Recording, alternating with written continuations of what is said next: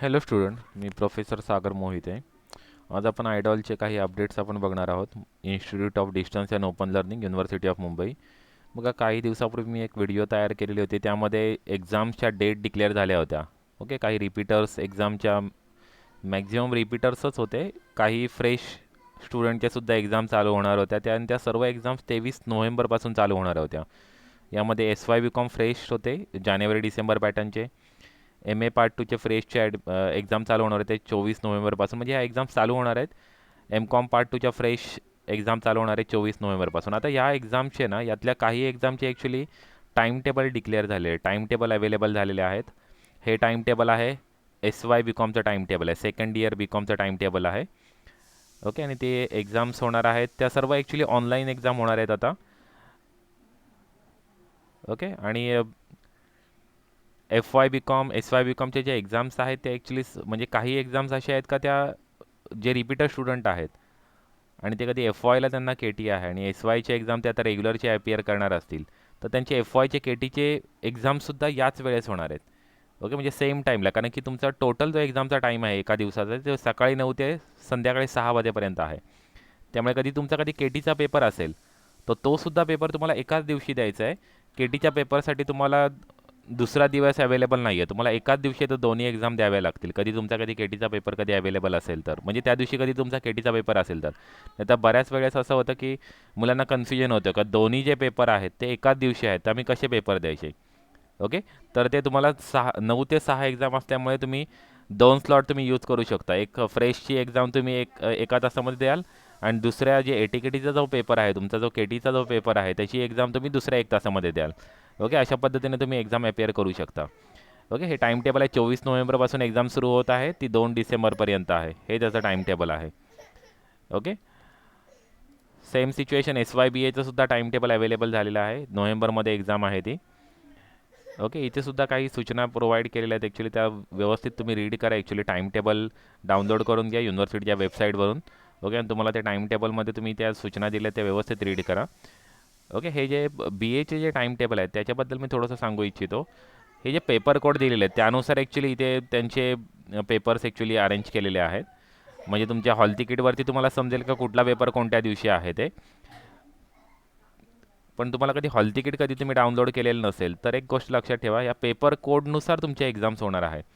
म्हणजे जे कंपल्सरी विषय आहेत त्यांचा काय प्रॉब्लेम येत नाही, कारण ते जे पेपर आहेत, आता हे कधी तुम्ही टाईम टेबल कधी बघितलं तर तुम्हाला टाईम टेबलमध्ये समजेल की जे कंपल्सरी पेपरचा काय प्रॉब्लेम नाही, कारण 24 नोव्हेंबरला फक्त फाउंडेशन कोर्स एकच पेपर आहे. ओके, 25 नोव्हेंबरला हे ज्या 3 पेपरपैकी तुम्ही एकच कुठला तरी पेपर सिलेक्ट असणार आहे, कारण तुम्ही ॲडमिशन घेताना तिघांपैकी कुठला तरी एकच पेपर तुम्ही चूज केलेला असणार आहे. त्यामुळे इथे सुद्धा काही प्रॉब्लेम होणार नाही आहे. ओके, कारण की इथे तुम्ही कधी बिझनेस कम्युनिकेशन पेपर कधी निवडले असेल तर त्याचाच एक पेपर होईल. तुम्ही कधी जर्नलिझम कधी सिलेक्ट केला असेल तर जर्नलिझमचाच पेपर होईल, कारण तिघांपैकी तिन्ही पेपर कोणालाच नसणार आहे. तिघांपैकी कुठला तरी एकच पेपर असणार आहे. ओके, नेक्स्ट दिवशी थोडासा ॲक्च्युली कन्फ्युजन आहे, कारण की हे जे 10 ते 12 विषय आहेत त्यापैकी कुठला तरी एकच विषय तुमचा असेल. ओके, पण तुम्ही दुसऱ्या दिवशी जरी बघितलं तरी सुद्धा तेच विषय तुम्हाला तिथे दिसतील. ओके, त्यामुळे इथे थोडंसं तुमचं कन्फ्युजन आहे की जे ऑप्शनल विषय आहेत ते कशा पद्धतीने तुम्ही सिलेक्ट करणार आहात. ओके, बघा, तिसऱ्या दिवशी तुम्ही इथे बघाल, तुम्ही मराठी 2चा पेपर इथे सुद्धा आहे आणि मराठीचा 2चा पेपर तुम्हाला इथे सुद्धा दिसेल.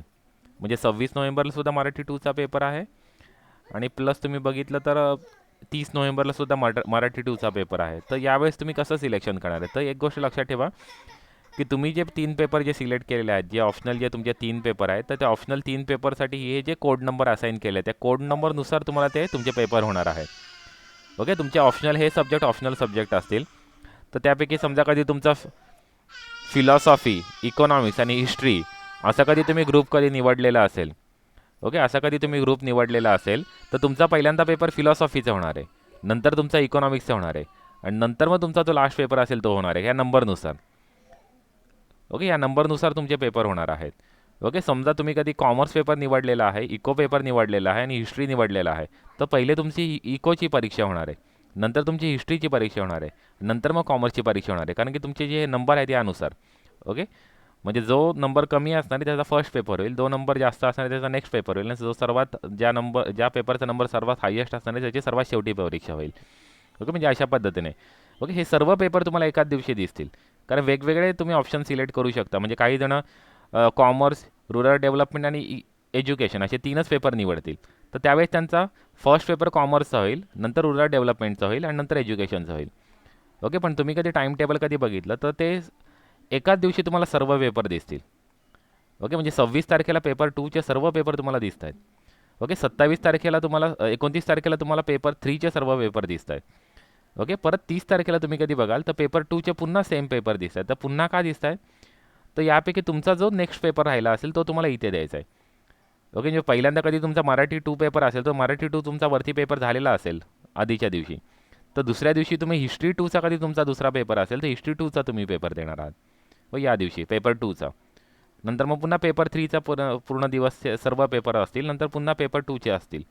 तर अशा पद्धतीने तुमचे 3 पेपर पेपर 2चे असणार आहेत आणि 3 पेपर पेपर 3चे असणार आहेत. ओके, तर ते तुम्ही बघायचे आणि त्यानुसार तुम्हाला त्या नंबरनुसार ॲक्च्युअली तुमचे पेपर असणार आहेत.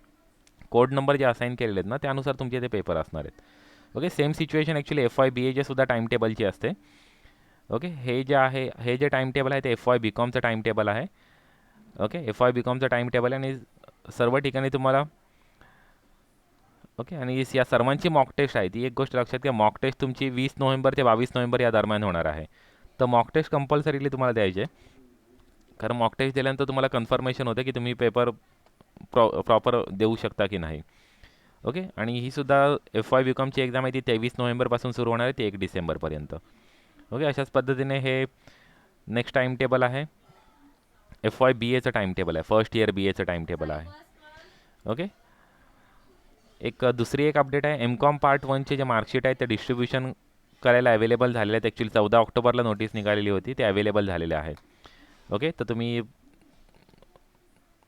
108 रूममध्ये जाऊन तुम्ही फर्स्ट फ्लोअरला आयडॉल बिल्डिंगमध्ये तुम्ही जाऊन ते कलेक्ट करू शकता.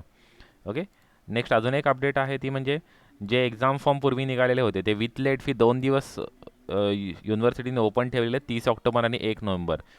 म्हणजे ह्या 3 दिवस ते फॉर्म भरून घेतले जाणार आहेत विथ लेट फी. ओके, अनेक फॉर्म आहेत, म्हणजे TY BCOM, FY BCOM, SY BCOM, FY BA, SY BA, TY BA. Okay, MCOM part 1, part 2, okay, MA part 1, part 2 या सर्वांचे फॉर्म आहेत अवेलेबल 30 ऑक्टोबर ते 1 नोव्हेंबर. हे लास्ट राऊंड आहे. Okay, पुन्हा याचे ॲक्च्युली एक्झाम फॉर्म तुम्ही भरू शकणार नाही आहात. ओके, अजून एक दुसरे एक ॲक्च्युली फॉर्म आलेले आहेत, ज्यांचे FYB आणि FY BCOMचे जे CBCS सेमिस्टर पॅटर्नमध्ये जे मुलं होती जानेवारी डिसेंबर पॅटर्नची, त्यांचेसुद्धा एक्झाम फॉर्म अवेलेबल झालेले आहे. 1 नोव्हेंबरपर्यंत ते विदाऊट लेट फी भरू शकतात आणि 2 नोव्हेंबर ते 10 नोव्हेंबर विथ 100 रुपीज लेट फीने ते फॉर्म भरू शकतात. ओके, तुम्ही फॉर्म भरू शकता. तर ज्यांना KT लागलेली आहे, ज्यांनी जे पेपरमध्ये फेल असतील त्यांनी ते फॉर्म भरून घ्यावे. ओके, तर अशा पद्धतीने काही अपडेट्स होते. तर टाईम टेबल कुठे तुम्ही डाउनलोड करू शकाल, तर मुंबई युनिव्हर्सिटीची हे वेबसाईट आहे. ओके, तर मुंबई युनिव्हर्सिटीच्या वेबसाईटवरती तुम्हाला टाईम टेबलसाठी बघा इथे एक टॅब आहे, exam dates for the online examination and online exam time table. तर इथे हे टाईम टेबल सर्व अवेलेबल आहेत. ओके, इथून तुम्ही टाईम टेबल डाउनलोड करू शकता आणि बघू शकता. Okay, thank you very much and best of luck. Subscribe my channel. Okay, share करा व्हिडिओ. ओके, तुमच्या इतर फ्रेंड्सला व्हिडिओ शेअर करा आणि त्यांनासुद्धा सबस्क्राईब करायला सांगा. ओके, म्हणजे तुम्हाला नोटिफिकेशन मिळत राहतील. Okay, thank you.